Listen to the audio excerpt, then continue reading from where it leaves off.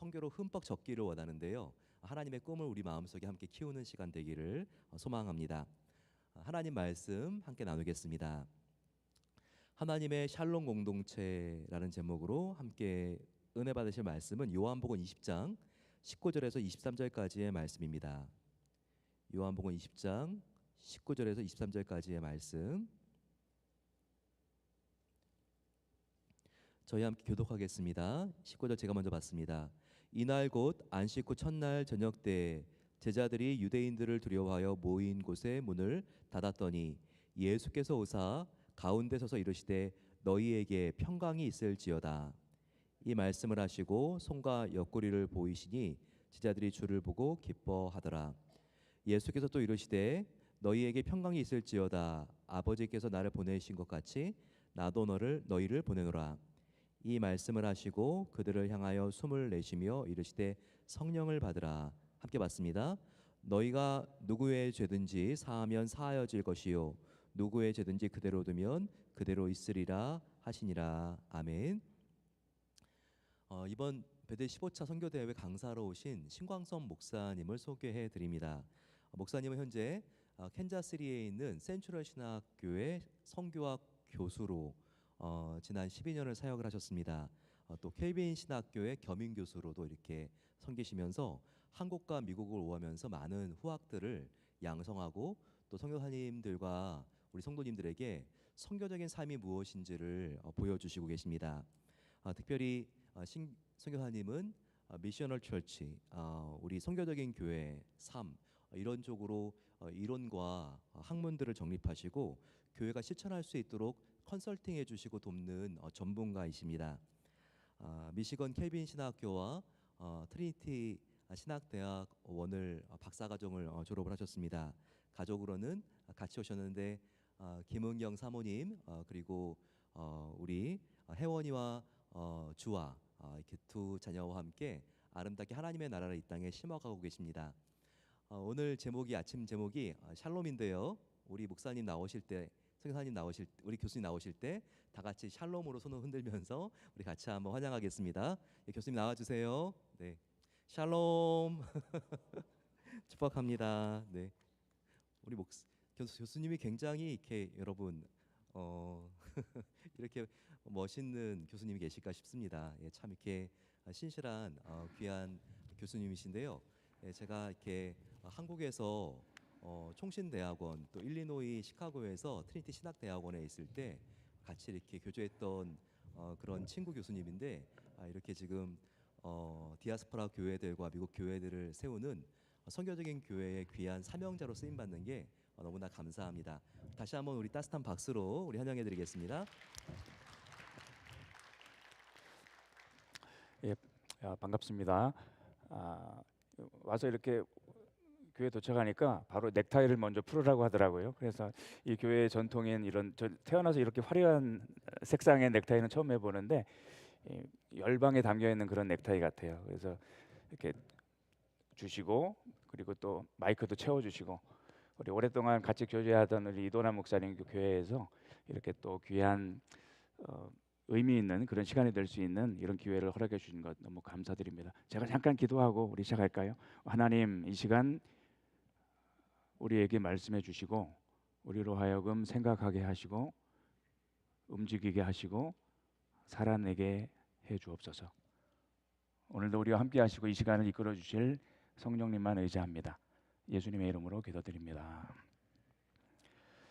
저는 매년마다 여름에 박사과정 수업이 한국에서 있어요. 그래서 저는 주로 목회학 박사과정, 박사과정 목회자들을 대상으로 주로 수업을 하고 논문 지도를 하고 그렇게 한 10여 년 해왔는데요. 한국에 방문할 때마다 조금 많이 놀라는 것 중에 하나가 한국의 이민자의 비율이 무려 전체 인구의 5%를 넘어서 270만 명 정도에 도달했다는 거예요. 보통 그 이민자의 수가 인구의 5% 정도가 되면은 그거는 다문화 사회라고 이렇게 보거든요. 근데 한국도 이제 그런 시대를 접어들기 시작한 것 같습니다. 제가 어릴 때 외가댁에 있는 이태원에 이렇게 종종 가게 되면은 되게 어린 눈에 신기했던 것 같아요. 외국인들 이렇게 보고 그 미군 부대가 있었잖아요. 그래서 외국인들 보고 다양한 인종 다양하게 생긴 사람들을 이렇게 신기한 눈으로 쳐다봤던 기억이 있습니다. 그런데 지금은 이 서울이라든지 이런 큰 도시에서는 길거리에서 아주 흔하게 볼 수 있는 그런 모습인 것 같아요. 정말 큰 변화이죠. 대학 캠퍼스도 외국 같아요. 외국 학생들이 그렇게 많아요. 그래서 정말 어느 정도냐면은 전체 대학생들이 한 300만 정도 된다고 하더라고요. 대학생이. 근데 그중에 10%, 30만 명에 가까운 외국인 학생들이 지금 한국에서 공부를 하고 있다고 합니다. 이런 엄청난 변화 속에서 한국은 이런 외국인 이주민들, 외국인 유학생들을 어떻게 대하고 있는가? 특히 한국 교회는 어떠한가? 이런 질문을 좀 하게 되는 것 같아요. 한국 교회가 이 열방을 향해서 그리고 땅 끝으로 가려는 그런 눈부신 선교적 노력들을 얼마나 열심히 했는지 여러분 그동안 많은 선교 대회를 통해서 많이 들으시고 그리고 감동하시고 후원하시고 자원하셨던 것 같습니다. 한국의 그런 눈부신 선교적 노력들이 정말 많은 열매를 맺었어요. 그래서 이 한국 선교사들의 한 50% 절반 이상은 여러분도 들어보셨을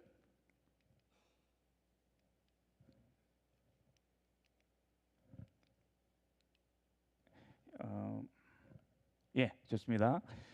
이 1040 윈도우라는 말 들어보셨을지도 모르겠어요. 들어보셨을 것 같아요. 그래서 북위 10도에서 40도 사이에 있는 그런 지역을 어떤 윈도우라고 이렇게 명명해가지고 이 지역에 대한 전략적인 그런 집중을 요구하는 그런 무브먼트이기도 합니다. 주로 이 세계 인구의 3분의 2가 이 지역에 살아요. 그리고 이슬람교, 힌두교, 이 불교권인 대부분의 나라들이 이 지역에 몰려 있죠. 그런데 경제적으로는 빈곤하고 우리가 흔히 아는 미전도 종족은 이 전체 인구의 2% 미만이 복음화가 되었을 때 미전도 종족으로 이렇게 보는데요. 일본 같은 나라도 2%가 안 되기 때문에 사실상 미전도 종족이에요. 그래서 이런 어떤 미전도 종족이 밀집되어 있는 지역이기도 합니다. 그리고 복음을 접할 기회가 상대적으로 적거나 차단되어 있어요.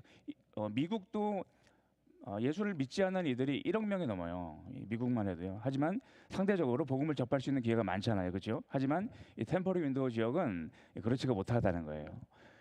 그래서 미전도 종족을 아주 긴급한 선교주로 보는 그런 관점 그리고 그런 제안 그리고 이것에 동의하는 사람들이 모여서 무브먼트가 된 운동이 된 거죠. 그래서 이런 이 템퍼리 윈도우라는 그런 지역에 대한 집중적인 사역들을 한국 교회가 참 많이 했어요.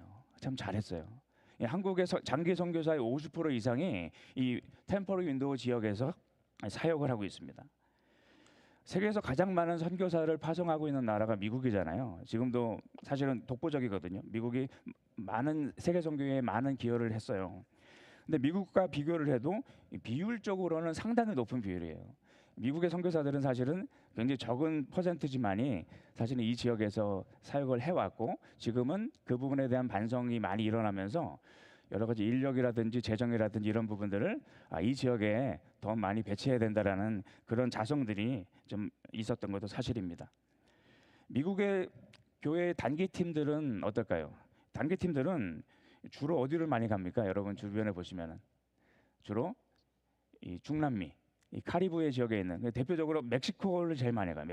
멕시코라든지 이런 지역들을 굉장히 많이 가는데요. 왜 그렇겠어요?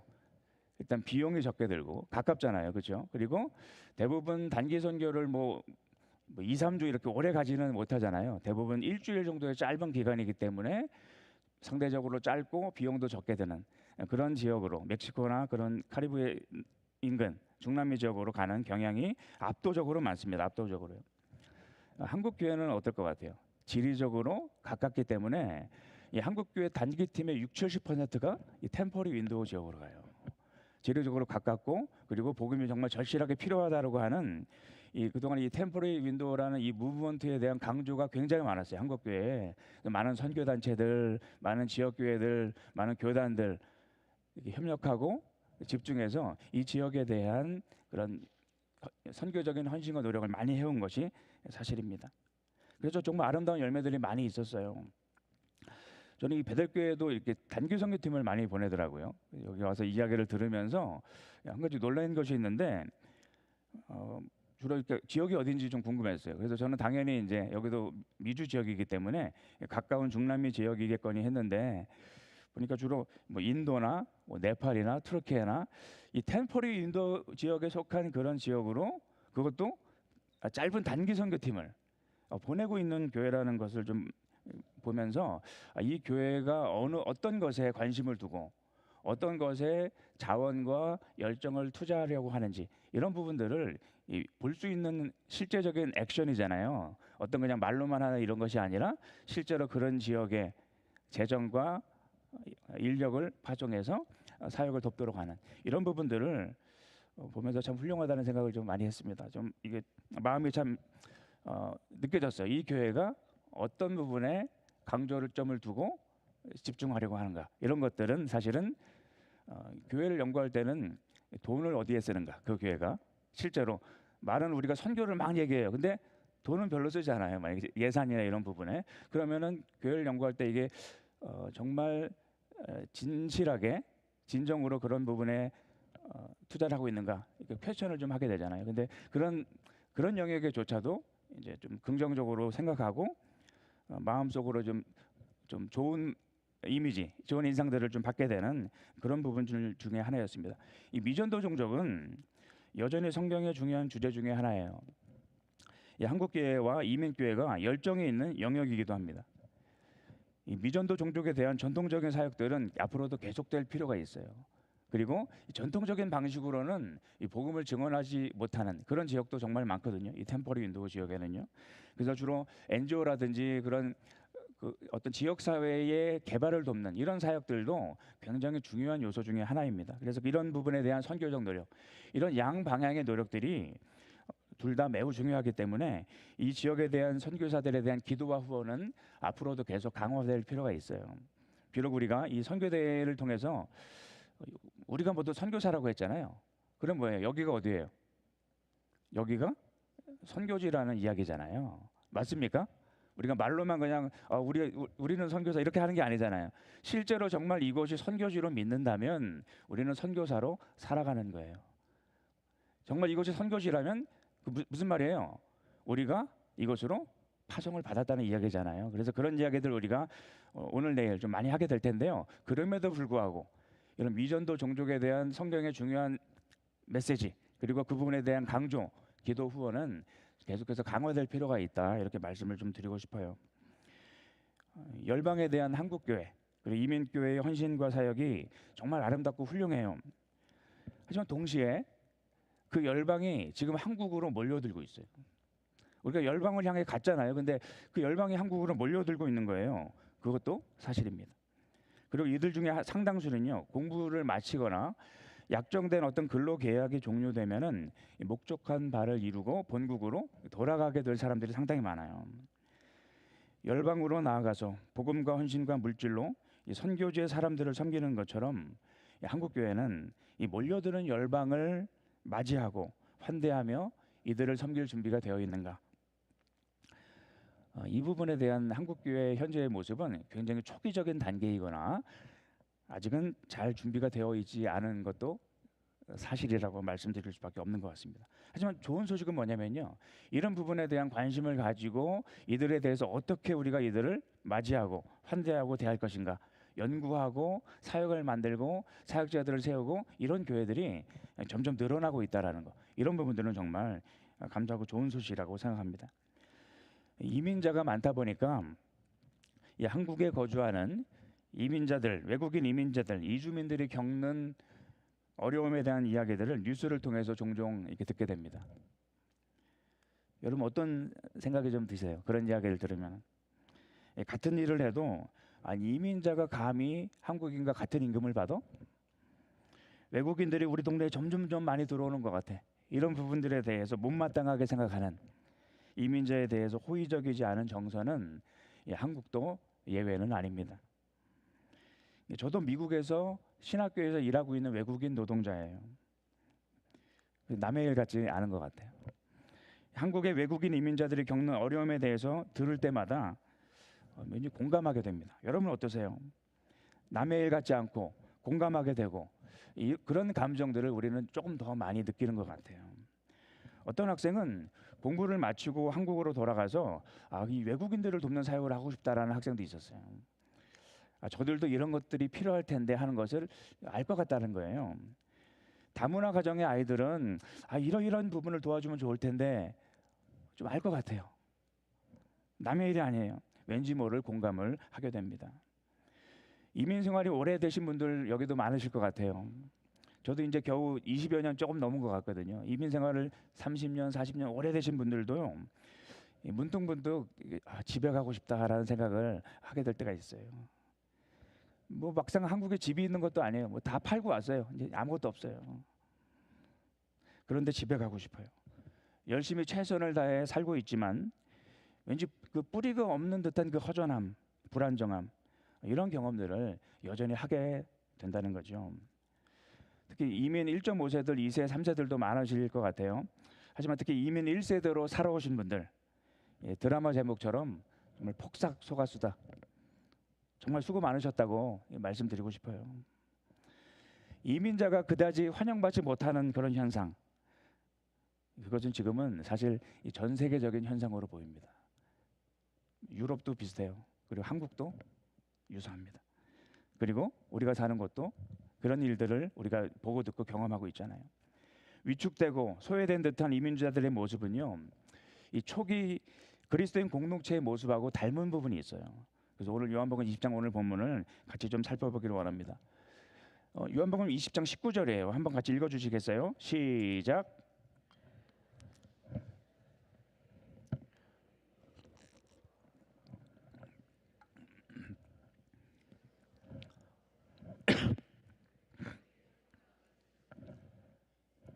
예, 감사합니다. 이날 곧 안식 후 첫날 저녁 때에 물을 너무 급하게 마신 것 같아요. 제자들이 유대인들을 두려워하여 모인 곳에 문들을 닫았더니 이렇게 기록합니다. 오늘 보면 요한복음 20장에는요, 이 두려움 가운데 소외된 그런 작은 그리스도인 공동체의 모습이 나와요.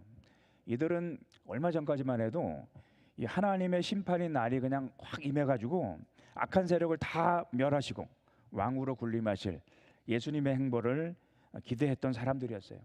하지만 지금 어떻습니까? 지금 이들은요, 이 처참하게 십자가에 처형된 예수의 죽음 앞에서 이 주류 사회 유대인들을 두려워하는 가운데 모든 문들을 닫고 이렇게 모여 앉아 있어요. 그런데 제자들에게 그런 제자들에게 부활하신 예수님께서 그 속에 들어와 찾아오십니다. 예수께서 오사 가운데 서서 가라사대 이렇게 말씀하세요. 예수께서 오사 가운데 서서 이르시되, 이 닫힌 문 안에 스스로를 가두어둔 그런 제자들 속으로 오셔서 그 가운데 서서 마치 소망을 잃은 제자들 공동체의 중심을 잡아주시는 것 같아요. 닫힌 문 속에 있는 그들에게 들어오셔서 말씀하십니다. 가라사대 너희에게 평강이 있을지어다. 이 말씀을 하시고 손과 옆구리를 보이시니 제자들이 주를 보고 기뻐하더라. 21절 같이요. 시작. 예수께서 또 가라사대 너희에게 평강이 있을지어다. 예수님은 너희에게 평강이 있을지어다, 평강이 있을지어다 이 두 번이나 반복해서 말씀하시면서 이 두려움 가운데, 이 불확실함 가운데, 이 고립된 이 한 줌의 제자 공동체 안으로 들어오셔서 하나님의 샬롬으로 이들이 다시 회복되기를 축복하고 계십니다. 여러분의 닫힌 문도 혹시 있을지 모르겠어요.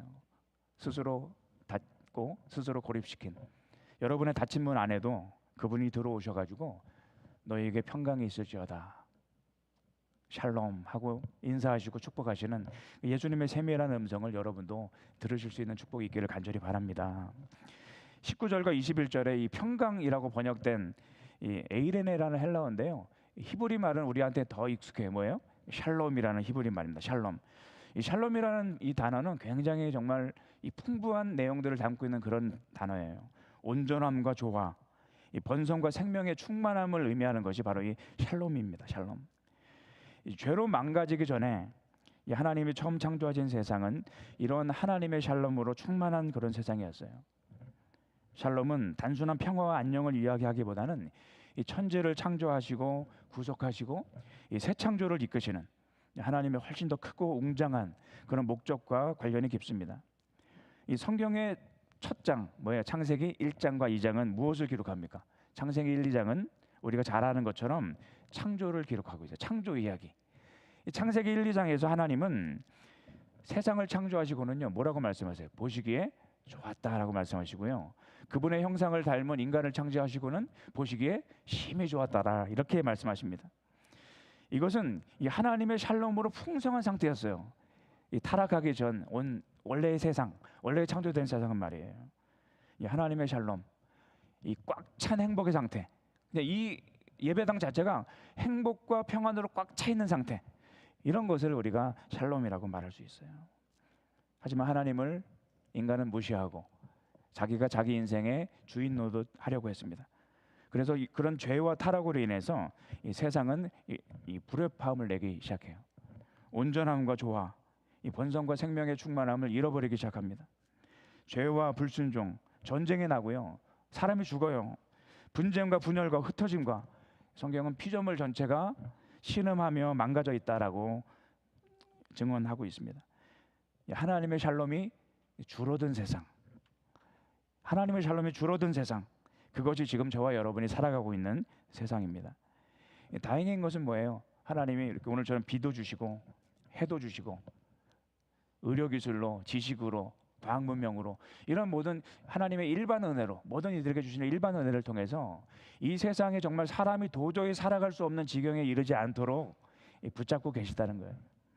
그런 하나님의 충만한 은혜가 우리의 삶 가운데 항상 있다라는 거, 이것을 우리가 발견하고 인정하고 또 나눌 수 있는 그런 삶이 됐으면 좋겠어요.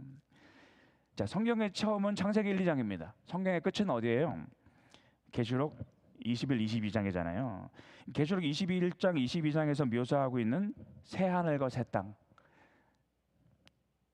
하늘과 땅을 지으신 창조의 이야기, 그리고 새 하늘과 새 땅을 지으시는 새 창조의 이야기가 성경의 처음과 끝을 차지하고 있습니다.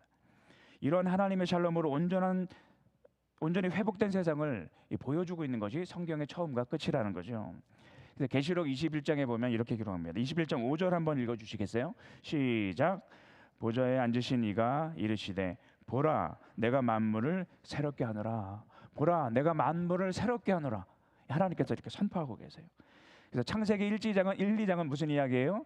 하나님이 하늘과 땅을 창조하시는 이야기라면 계시록 21, 22장은 무슨 이야기예요? 하나님이 새 하늘과 새 땅을 창조하시고 회복하시는 이야기.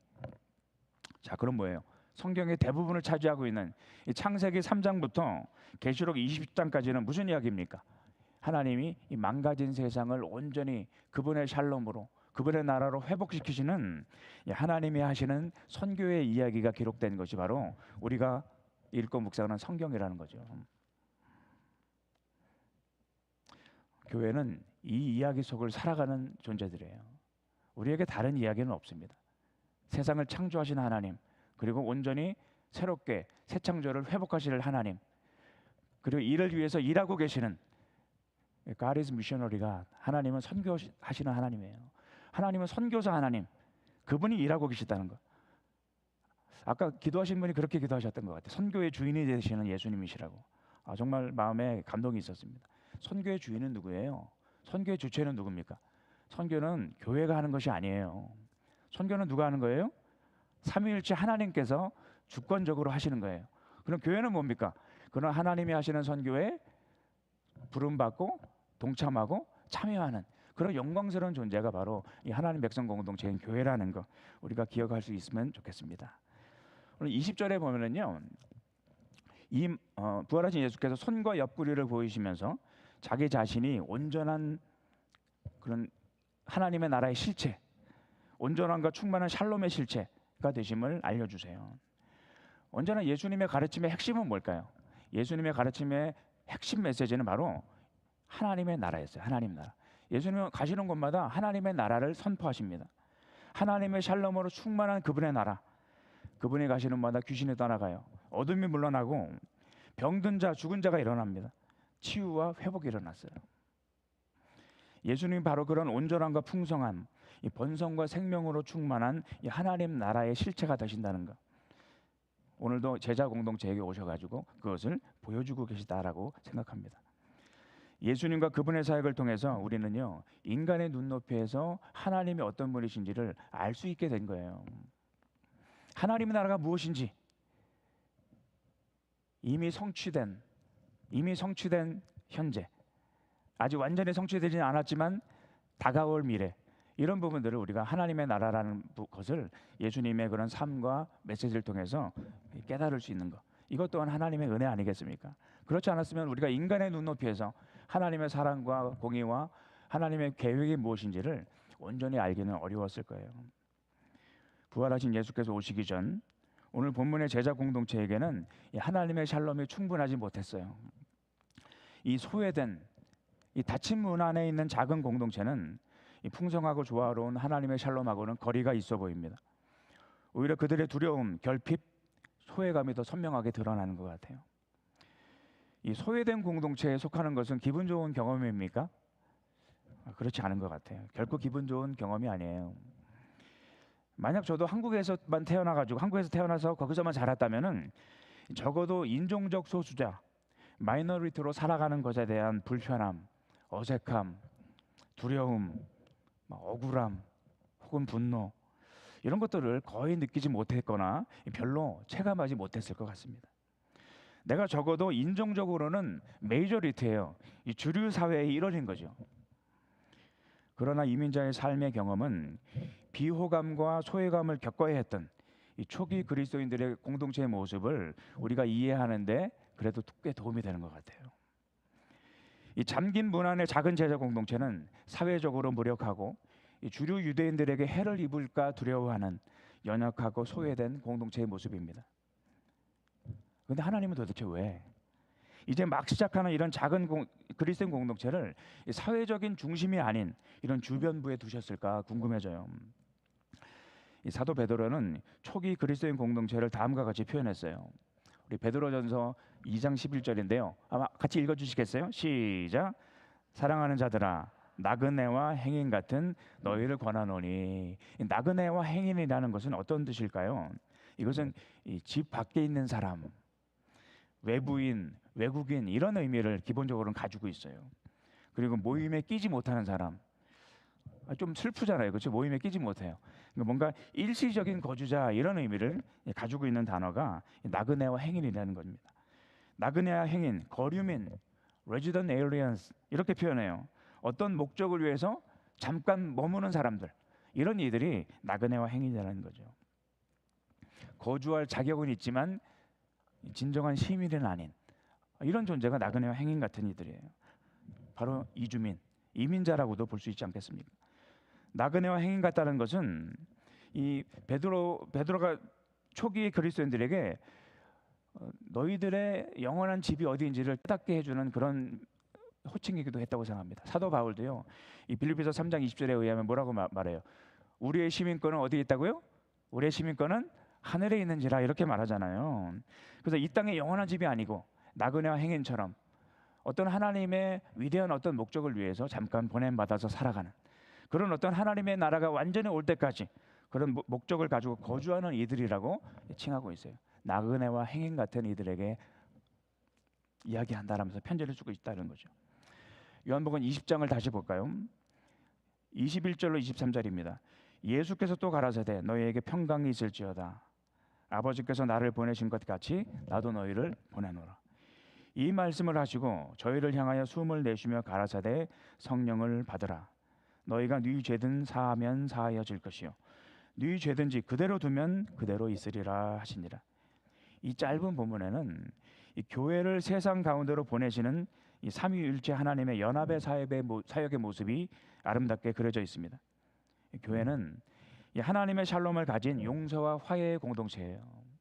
용서가 무엇인지 화해가 무엇인지를 알 수 있는 공동체, 그런 권세를 주신 공동체. 분명한 것은 삼위일체 하나님은 교회를 숨겨둘 생각이 없으시다는 거예요.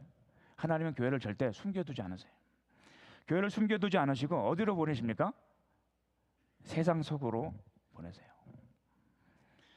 사람과 환대보다는 분노와 분열과 적대감으로 가득한 세상 속에서 화해하고 용서하는 공동체의 비전을 보여주시면서요, 삼위일체 하나님은 세상 속으로 교회를 파송하십니다. 교단이나 교회가 선교사를 임명하고 파송하죠. 삼위일체 하나님은 이 교회를 지역사회 속으로 선택하셔서 파송하십니다. 교회는 따라해 보시겠어요? 태생적으로, 자, 교회는 태생적으로 보냄받은 선교사다. 교회는 태생적으로 보냄받은 선교사 공동체예요. 보내기만 하는 교회는 존재하지 않아요. 교회는 보내기도 할 뿐만 아니라 이미 보냄받은 존재들이에요. 여러분도 어디로 보내세요? 여기 지역이 알로하입니까? 이 비버튼입니까? 알로하든 비버튼이든 포틀랜드든 하나님께서 이곳으로 여러분을 보내셨다고 여러분 생각하세요? 여러분이 선택해서 여기 오신 것 같잖아요. 아, 내가 여기가 좋을 것 같아. 여기 친척도 있고 여러 가지 상황 때문에 내가 선택해서 우리가 일로 이사하기로 결정했어 라고 생각하시나요? 하나님은 보내시는 하나님이세요. 그 배후에 계신 하나님이 여러분을 그리고 이 공동체를 이 동네로 이 지역으로 파송하셨다라는 것. 그것이 바로 이 베델교회가 이곳에 존재하는 근본적이고 기본적인 이유라고 생각합니다. 이 삼위일체 하나님의 보내심을 받은 오늘 본문의 이 작은 무리의 샬롬 공동체는 이제 예루살렘 교회를 형성하고요, 안디옥 교회를 형성해요. 그리고 다양한 하나님의 섭리와 보내심 가운데 이제 소아시아의 다양한 지역으로 흩어진 이주민들, 이민자들로 살아갑니다. 보냄받은 그곳에서 연약하고 낮은 위치에서 이 평범한 일상 속에서 겸손하게 사랑하고 용서하고 섬김으로 이 하나님의 샬롬을 가져오는 소명을 신실하게 감당해 왔어요. 그리고 이 베델교회도 그런 존재로 이곳에서 존재하며 삶을 살아가고 사역을 해왔으리라 확신합니다. 소외되고 때론 박해받았던 그런 초기 그리스도인 공동체는 로마의 황제가 313년에 기독교를 공인해요. 그러니까 기독교가 로마의 다양한 공식 종교 중에 하나로 인정을 받아요. 그 이후로 더 이상 소외된 공동체가 아니라 사회의 주류, 사회의 중심이 되어서 힘과 권력을 차지하는 위치가 되었습니다. 정치와 협력하고 힘과 권력을 부여받아서 지배하고 다스리며 교세를 확장해 나갔어요. 이런 시기를 따라해 볼까요? 기독교 시대. 이런 시기를 기독교 시대라고 불러요. 기독교 시대.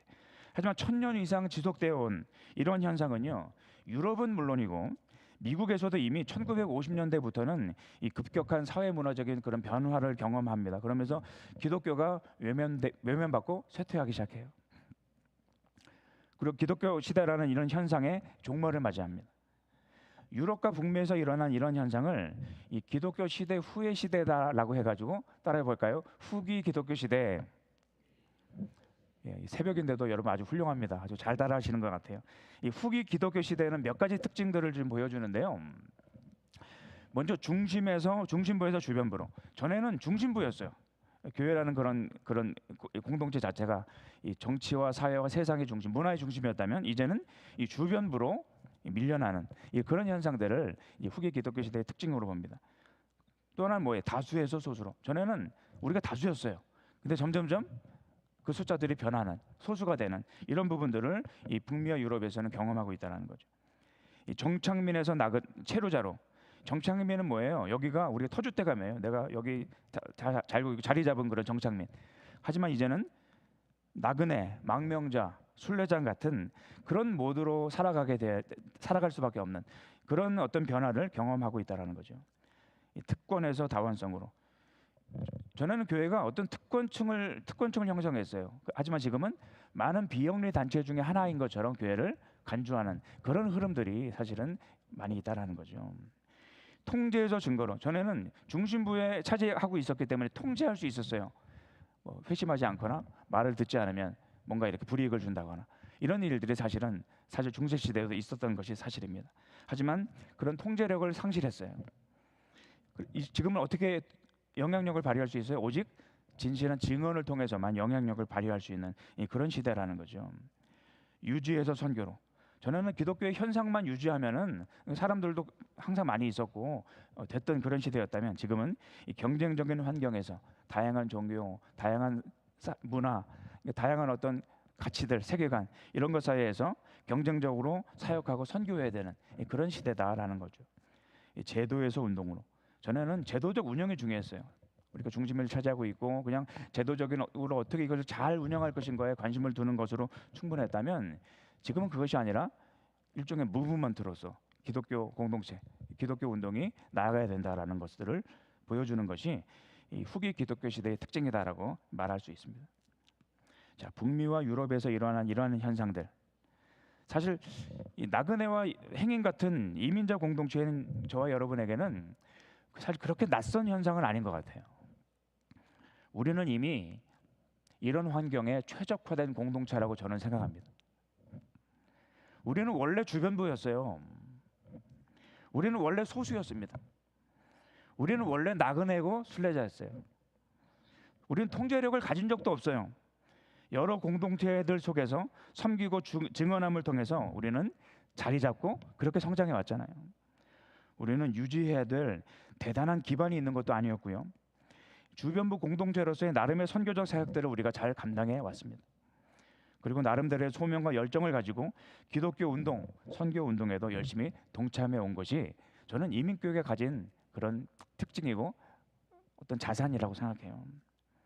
그러나 동시에 우리는 자기 성찰을 할 필요도 있어요. 이 미주 한인 사회 입장에서만 한번 볼까요? 미국 전체 사회가 아니라 미국 한인 사회 입장에서 볼 때는 어떤 의미에서 이민 사회의 중심부의 역할을 누가 해왔어요? 교회가 해왔다는 것도 사실이잖아요. 초기 정착민을 돕고 한국 음식을 나누고 직업도 소개해주고 삶에 대한 정보도 나누는 그런 사회적인 기능을 감당해 왔던 것이 이민교회이기도 합니다. 그래서 이민교회는요 그런 특수성을 가지고 있어요. 이 무슨 수치예요? 72대 25. 한국에서는 이민자 크리스찬의 수가 얼마나 될까라는 통계를 낼 때 다 이렇게 막 긁어 모아도 맥시멈이 한 25%, 한 20에서 25% 정도를 보는 것 같아요. 미국 이민교회는 어떨 것 같아요? 전 세계의 이민교회가요 5,200~300개 정도 있다고 그래요. 5,200~300개. 그 중에서 3분의 2가 어디에 있는지 아세요? 그 중에 3분의 2가 미국에 있어요. 미국에 이민교회가요. 이민교회, 이민사회의 기독교율이 얼마나 될까에 대한 정확한 통계는 없지만 한 리서치 센터가 72%라는 그런 충격적인 그런 수치를 내놓은 적이 있어요. 72대 25. 이민사회는 굉장히 이런 특수한 그런 특성을 지고 있는 사회입니다. 저는 신학교에서 오랫동안 있었고 그리고 저는 시카고에서도 교회에서 한 10년 정도 있었거든요. 거기도 베델교회였어요. 저는 여기 고향 같아요. 베델교회 하면은 어떤 현상이 있냐면은요. 한국에 있었으면은 절대로 교회 나와볼 일이 없었을 사람들 있잖아요. 내가 한국에서 살았으면 정말 절대로 교회 갈 일은 없었을 거야 라고 생각했던 사람들이 그래도 교회를 한 번씩이라도 찾아오게 되는 그런 환경이 이민사회의 그런 컨텍스트예요. 한국에 있었다면은 내가 절대로 무슨 한국 음식 먹으러 어떤 정보를 얻으러 교회를 갈 일이 정말 없었을 텐데 그런 것을 위해서라도 그래도 한 번은 교회 문을 두드려 봤을 그런 공동체가 이민 컨텍스트라는 겁니다. 이런 특수한 그런 상황으로 인해서 이민교회가 어느덧 서서히 중심부가 되고 다수가 되고 특권을 가진 정착민처럼 통제하기를 원하고 신실하고 치열한 선교적 사역보다는 현상 유지에 급급한 그런 제도적 운영에만 충실한 그런 이민교회가 되어가고 있지는 않은지 그런 솔직한 자기 성찰의 질문이 필요한 시대를 또한 우리는 살고 있습니다. 우리는 성경의 빛 아래서 부지런히 스스로 성찰해보는 그런 공동체이기도 하잖아요. 잘하고 있는 것이 있습니까? 그러면 격려하면서 계속 잘하면 돼요. 혹시 그렇지 못한 부분이 혹시나 있다면 수정과 변혁이 필요하기도 하죠. 우리의 주변 사회를 잘 읽는 것도 필요합니다. 이 변화하고 있는 사회적 문화적 변화를 고려할 필요가 있다라는 거죠. 이 주변 상황은 긴급하게 변했는데 교회는 계속 그대로예요. 똑같은 사역, 똑같은 생각, 똑같은 방식을 가지고 존재하고 삶을 살아가려 한다고 생각해 보세요. 그 역할을 충분히 감당하기가 어렵겠죠. 변화하지 않는 것은 이 복음의 진리뿐이어야 합니다. 세상을 구원하기 위해서 아기가 되사 오셨어요. 예수님께서는요. 예수님이 성인으로 오실 수도 있잖아요. 이미 다 큰 성인으로 말이에요. 근데 예수님은 태중에 그리고 잉태를 통해서 아기로 태어나셔서 예수님도 똥오줌을 싸셨을까요? 그랬을 거예요. 예수님도 옹알이를 하시고 인간의 문화를 배우시고 자신이 창조하신 그 창조물의 문화 자신이 창조하신 그들 속으로 들어오셨어요. 왜 그러셨습니까? 세상을 사랑하셔서 이들을 구원하고자 그렇게 하셨다는 거죠. 모든 사람을 얻기 위해 모든 사람처럼 되었던 사도 바울의 모습도 우리는 기억할 필요가 있습니다. 이민사회에서 이 이민교회의 위치와 역할도 많은 변화들이 생겼습니다. 이민교회는요, 직업이나 삶의 정보를 얻기 위한 유일한 통로가 더 이상 아니에요. 지금은 이제 그런 시대가 아닙니다. 한국 음식을 먹을 수 있는 유일한 길도 아니라는 거죠. 근데 여기 와가지고 제가 드는 생각이, 여기 포틀랜드는 정말 엄청나게 큰 대도시다라는 생각을 많이 했거든요. 제가 사는 중부 캔사스에 비하면 굉장히 큰 도시라는 느낌을 받았어요. 공항부터 굉장히 크더라고요. 공항부터. 이 작은 중소도시는 여전히 이러한 한인교회의 전통적인 기능들을 여전히 감당하고 있는 것도 사실이에요. 하지만 대부분의 큰 대도시에 있는 그런 교회들은요, 그냥 한인 커뮤니티들은 이전과는 많이 다르다는 거죠. 온라인 커뮤니티를 통해서 자신들의 관심사에 따라서 다양한 자생적인 공동체들이 생겨나요. 어떤 친목 모임이나 동아리 모임 같은 것도 많죠. 북미의 교회들처럼 이민교회가 여전히 사회의 중심에 있는 듯이 착각하면서 이전과 똑같은 방식으로 사역하는 것은 이제 잘 통하지 않는 세상을 우리가 경험하고 있어요. 그리고 앞으로 아마 더 심해질 것이에요. 자, 이제 우리는 어떻게 해야 할까요? 교회가 힘을 추구하며 중심부로 나가려고 몸부림치기보다는 이 지금의 위치에서 겸손과 낮아짐으로, 그리고 사랑과 봉사로 이 복음을 증언해야 돼요. 우리 동네, 우리 지역에도 이 하나님의 샬롬이 가져오도록 복음을 살아내고 증언하는 것이 지금 우리가 당장 우리가 해야 되는 긴급한 소명 아니겠습니까? 이 베델교회가 우리 동네에 있어서 너무 좋아. 동네 사람들이 저는 그런 얘기 할 것 같아요. 저는 이 예배당도 이렇게 활용하는 거 보면서 정말 큰 인사이트를 좀 얻었습니다. 그래서 그리고 이 교회 사역들을 좀 들어보면서 저희 목회학 박사과정에서 하는 일 중에 하나가 교회들을 리서치하는 것이거든요. 그래서 그런 부분에서도 참 리서치를 하면 좋겠다라는 생각도 들었어요. 우리 동네에 베델교회가 있어서 참 좋아. 이런 이야기들을 들으며 사람들로부터 이 교회의 그런 존재와 삶을 통해서 이 하나님의 은혜를 끼치는, 하나님의 샬롬을 전달하는 그런 역할들을 하는 것, 그것이 이민교회가 지금 해야 되는 일 아니겠습니까? 지금 같은 시대에 오히려 능력 있고 겸손하게 하나님의 샬롬을 가져오는 소명의 적절한 경험과 열정을 우리 이민교회는 가지고 있어요. 우리는 소외돼 봤어요. 그래서 저는 이렇게 생각해요. 나그네와 행인 같은 이민자 교회는 소외되고 깨어진 세상에 하나님의 샬롬을 가져오는 데 최적화된 하늘과 땅을 잇는 보냄받은 선교사 공동체입니다. 저는 이 교회 그 하늘과 땅을 잇는 교회라는 표현을 보면서 어젯밤에 하나 갖다 붙였어요. 여기 앞에다가 하늘과 땅을 잇는 보냄받은 선교사 공동체다. 한번 같이 여러분의 입술로 한번 읽어주시겠어요? 시작. 나그네와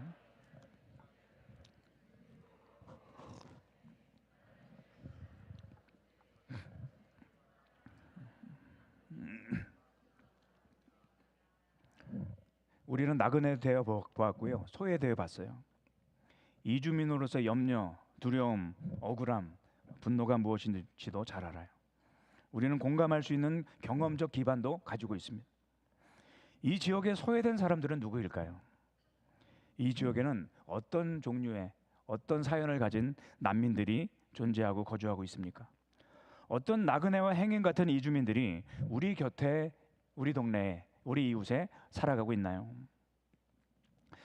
여러분의 마음을 아프게 하거나 여러분의 주먹을 불끈 쥐게 만드는, 이건 아니잖아, 좀 화가 나는 그런 이슈들을 여러분 발견한 적은 있습니까? 이건 아닌 것 같아, 너무 안 된 것 같아, 뭔가 우리가 좀 움직여야 되지 않을까라는 그런 주먹을 불끈 쥐게 만드는 그런 이슈들 말이에요. 우리의 눈을 통해, 우리의 귀를 통해 우리의 마음속에 부담을 주시는 어떤 사람들, 그리고 어떤 사회문화적 이슈들, 여러분 한 사람 한 사람에게, 여러분의 가정에게, 여러분의 목장에게, 이 교회에게 주시는 성령님의 어떤 사인은 아닌지 우리가 한번 잘 성찰해 볼 필요가 있습니다. 개인적으로, 공동체적으로 말이에요. 그리고 거기에서 어떤 사역이 탄생할 수도 있어요. 저는 많은 그런 교회 성장 세미나 이런 부분들이 참 많았잖아요. 그동안 지난 20-30년간 거기서 나오는 다양한 성공한 교회의 모델들, 사역들에 대해서 목사님들 관심이 참 많아요. 교회가 누구이고 왜 여기에 존재하는가, 저는 그 부분에 관심이 많거든요. 근데 많은 사역자들의 본능적인 관심은 어떻게 우리 교회에 활용할 수 있을까라는 그런 프로그램들, 이런 것들에 대한 관심이 많은 것도 사실입니다. 잘 된다는 교회의 그런 프로그램을 사가지고 와가지고 그것을 우리 교회에 그대로 한다고 해서 그게 될까요? 그렇지 않아요. 이 교회의 토양, 이 교회의 컨텍스트, 이 교회 구성원들, 그리고 이 교회 안에서, 지역 안에서 이미 일하고 계신 성령님을 분별하면서 하나님이 우리에게 주시는 마음은 무엇일까? 우리는 어떤 일을 통해서 성령께서 하시는 일에 참여하기를 원하실까? 묻고 묵상하고 의논하고 기도하면서 거기서 새로운 사역이 탄생하기도 합니다. 이게 뭐예요? 선교사들이 하는 일이잖아요. 그렇죠? 선교사들이 선교 현장에서 하는 일들, 그것을 우리도 동일하게 이곳에서 하며 살아갈 필요가 있다는 것을 말씀드리고 싶어요. 그렇게 탄생한 사역이요, 한두 명이 시작했다가 또 사람이 좀 붙어가지고 서너 명이 되고, 한 목장이 한번 그걸 같이 하게 되고, 두세 개의 목장이 붙어가지고 또 같이 그 사역을 하게 되고, 그러다가 교회의 사역으로 자리매김하게 되는 그런 일들도 있어요. 그리고 그것이 나중에는 교회로부터 따로 분리돼서 나름대로의 비영리 단체로 성장하게 되는 그런 경우들도 있습니다. 자, 이민자의 삶은 외롭고 고될 수 있어요. 때문에 혼자서는 잘 살아갈 수가 없잖아요. 그래서 이민자들은 가는 곳마다 자연스럽게 공동체를 형성합니다. 상권이 형성되고 문화센터가 생기기도 해요. 이와 같이 하늘에 속한 이민자들에게도 공동체가 절대적으로 필요합니다. 혼자서는 잘 살아가기 어려워요. 그래서 하나님은 우리를 공동체로 부르십니다. 우리는 공동체로 존재하고 함께 노래하고 함께 예배하고 함께 증언하는 공동체로 살아가고 있어요. 이민자 공동체를 교회를 향한 이 부르심이에요. 그것은요. 그리고 개인주의가 팽배한 이 세상 속에 외치시는 하나님의 메시지이기도 합니다. 공동체는 이런 거야. 하나님 나라를 미리 맛보는 거야. 교회는 하나님 나라의 미리 맛봄이에요. 이 교회를 통해서, 이 교회의 존재와 삶을 통해서 여러분은 하나님의 나라를 맛보고 계십니까? 맛보고 계세요? 그러면 그거를 증언하시는 거예요. 이제부터는요. 그걸 증언하는 거. 하나님 나라의 맛이 무엇인지를 증언하는 증언자들, 증언 공동체. 말씀을 좀 마무리 좀 해야 될 것 같아요. 하나님의 샬롬 공동체는 어떻게 살아가야 할 것인가? 한 극단은요, 우리는 이러한 사회 문화적 변화가 두렵고 위축되어서 우리 스스로를 이 사회로부터, 세상 속으로부터 더욱 소외시켜 가지고 우리들끼리만의 공동체를 좀 만들어야 돼라고 생각할 수도 있어요. 이민 사회의 사실은 특징입니다. 이민 사회는 태생적으로 스스로를 고립시키고 스스로를 소외시키는 경향이 있어요. 어느 나라 이민 사회도 비슷비슷합니다. 우리끼리 있으면 두렵지 않아요.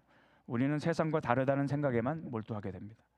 하지만 보냄받은 세상과 스스로를 고립시킨다면은 하나님의 샬롬을 가져오는 역할을 제대로 감당할 수가 있을까요?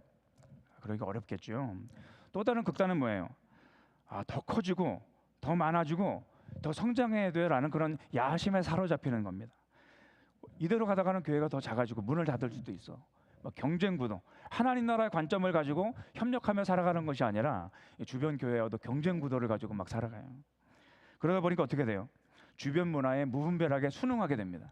더 잘 된다는 방식, 더 잘 된다는 기술, 더 잘 된다는 자본, 다양한 것들을 막 가지고 와가지고 더 커지려는 야심, 더 성장하려는 야심에 사로잡히게 되는 것. 세상과 공존하기는 하지만 이 복음의 능력과 하나님의 샬롬을 가져오는 역할을 제대로 감당할 수가 없겠죠. 가장 최악인 것은 뭘까요?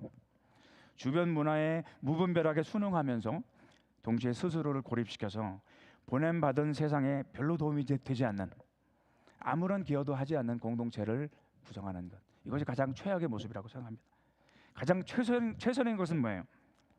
성령을 받으라는 예수님의 말씀을 붙잡고 이 세속에 물들지 않으려고 분별하면서 세상에 고립되지 않고 참여하려고 애쓰는, 그 어렵다는 균형을 유지하려고 애쓰는 공동체. 하나님은 그 균형을 그분의 백성들에게 요청하고 계십니다. 하나님은 그래서 이 동네에 베델교회를 보내셨어요. 여러분은 하나님의 샬롬이 사라지고 있는, 경험하고 맛보지 못하는 이 도시와 열방에 예수의 샬롬, 하나님의 그 풍성함과 충만함, 회복과 치유를 전달하는 하늘과 땅을 잇는 하나님 나라의 샬롬 공동체인 줄로 믿습니다. 그리고 그런 공동체로 계속해서 존재하고 살아가게 되시기를 예수님의 이름으로 간절히 축원드립니다. 제가 기도하겠습니다. 하나님, 하늘과 땅을 잇게 해주시는 하나님의 놀라운 은혜, 하나님의 복음의 영광스러운 능력,